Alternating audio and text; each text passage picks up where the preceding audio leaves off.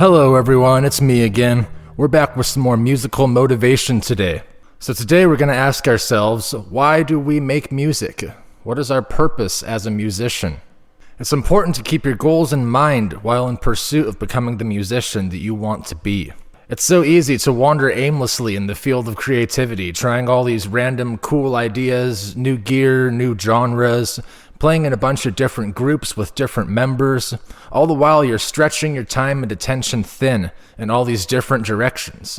Now, if you're the type of person who multitasks well and you have all the time in the world, then by all means, explore every weird musical niche that takes your interests.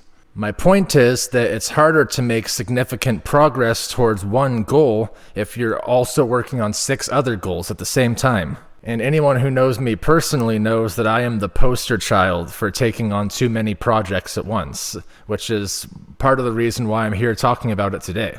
Or maybe your story is a little bit different than mine, right? Maybe you're strictly commercial and all the artsy stuff doesn't appeal to you as much. You want to build a profitable music career somehow, any way you can, even though you've been told a million times it isn't possible anymore. There's so many ways to approach making money as a musician, though, and you're all about the cash. You're trying to figure out which way can make you the most money the most efficiently. So you try a little bit of everything. Submitting your songs anywhere that will take them, cooking up those cool rap beats to sell in FL Studio, and playing in a cover band at the bar on the weekends. While I think it's important to keep your options open and look for new opportunities, it's also hard to really nail any one of these money-making strategies without giving it your full attention and effort. And by the way, I should mention that I don't think there should be any shame in wanting to leverage your musical ability as a tool to make money. I'm certainly trying to find my own ways to make this happen a little bit, just a little bit here and there, you know? And there's nothing saying that you can't write original material that is meaningful to you while also doing a project or two that is strictly for commercial. I'm an artist foremost, so the money comes secondary to me, always. I simply make the music because I love to, and I want to create what I think are the best sounding songs that I possibly can, given my abilities.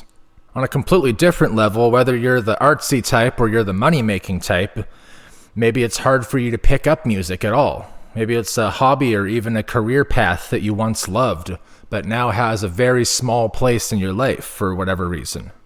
Maybe that's from lack of success trying to build an audience, lack of encouragement when you've shown your music to your peers. Maybe it's complacency from doing the same thing for too long, or maybe life just got too busy and now it's been so long since you felt like a real musician, it's hard to get back into it.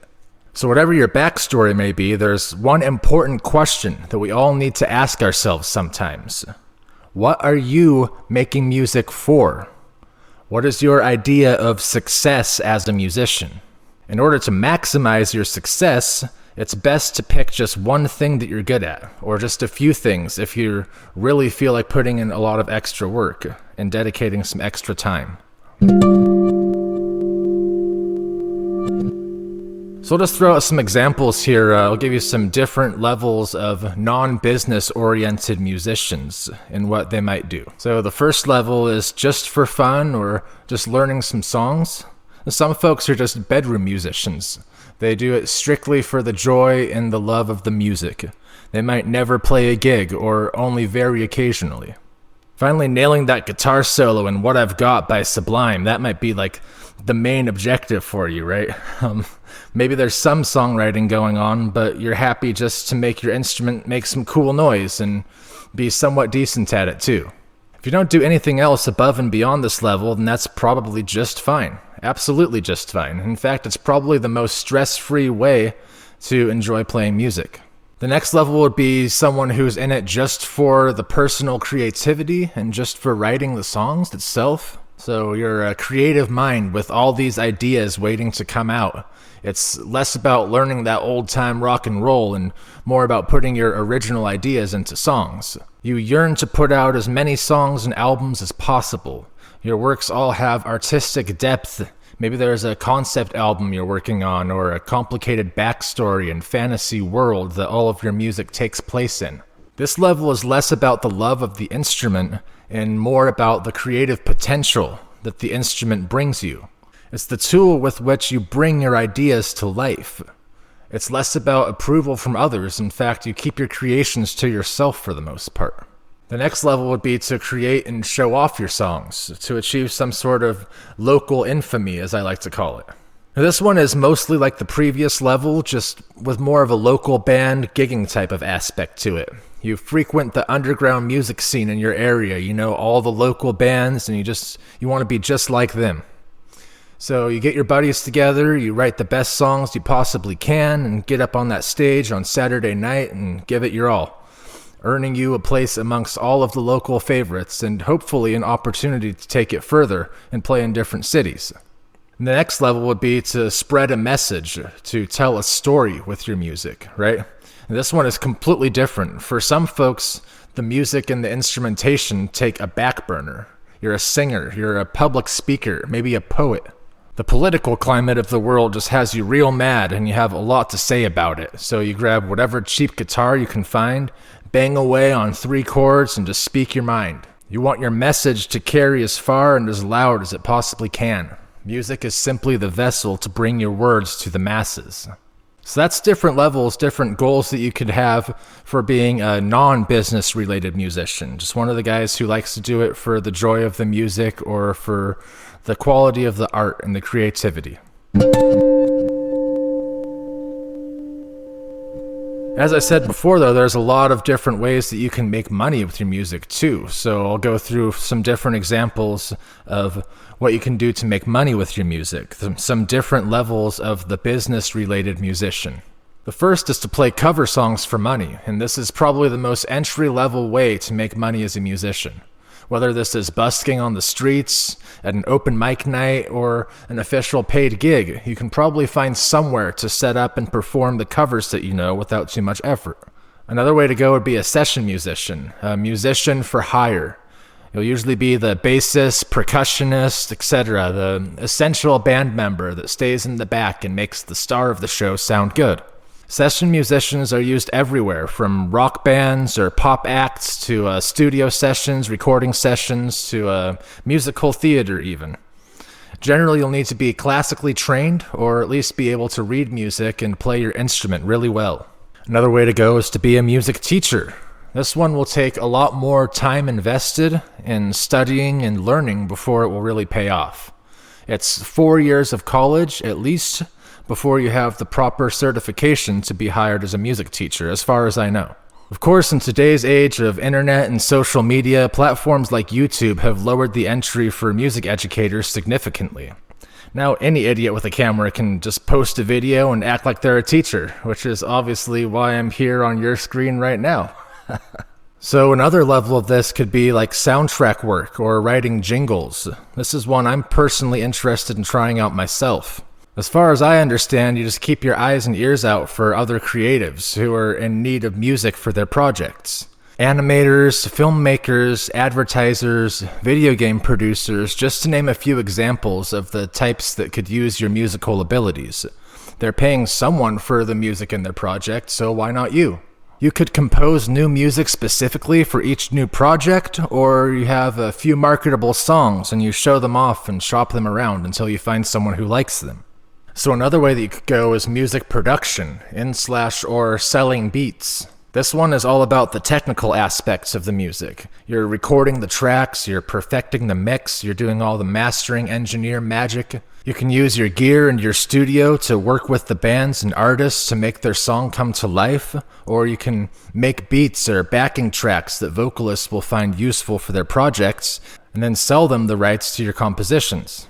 Again, this is another musical niche that has become much more accessible in our current age of technology.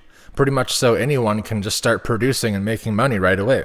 Yet another niche you could occupy is ghostwriting. Ghostwriting is the act of composing music and/or lyrics and selling your creation to a musician for them to perform and most often pass it off as their own work. Whether you're actually credited publicly or you just make money and work behind the scenes, that will differ depending on your clients. This is a good way to go if you like writing songs, but you don't care that much about performing them yourself. So the one that most of us want to do, or maybe the one that most of us start out wanting to do, is making money off of originals and gigging with those originals. But this method has become very hard. This is one of the hardest ways to go in today's music world. Some may even say it's impossible, but I don't think that's exactly accurate. It's just very hard to make enough money to call it a sustainable career.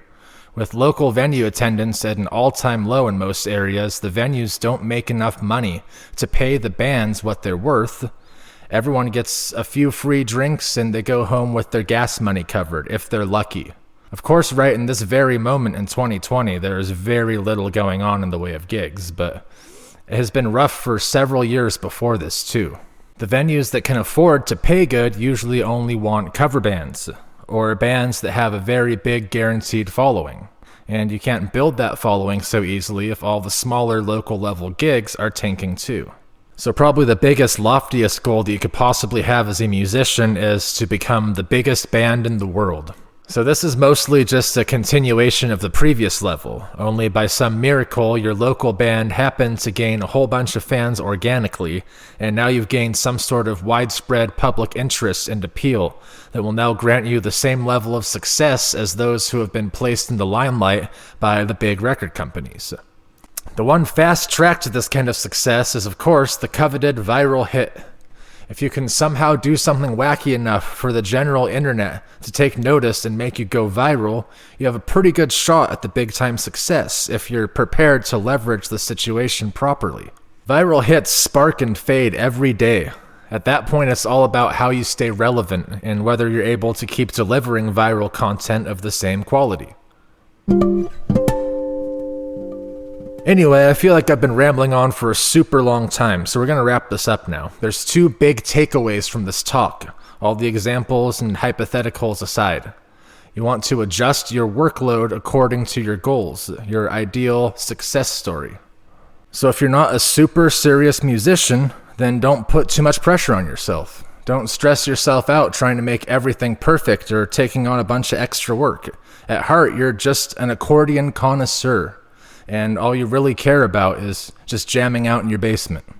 Alternatively, if you've got your sights set higher and your goals are lofty, you may need to cut some of the fluff from your routine. You need to focus on the things that are really going to propel you to that next level of success, and let other things take the back burner sometimes. It's time to stop experimenting with bagpipes and finally finish mixing that next hit single you've been waiting to release. Anyway, that's all for this time, and if you made it this far, thank you so much for listening. I will continue to roll out more videos like this, more musical motivation. I got a few other series that I do. I also do songwriting talk. I do original songs and I do cover songs here on the channel, so stick around and check out some other videos if you're interested. Hope you found this all useful, and I hope to see you back again. Have fun out there, guys.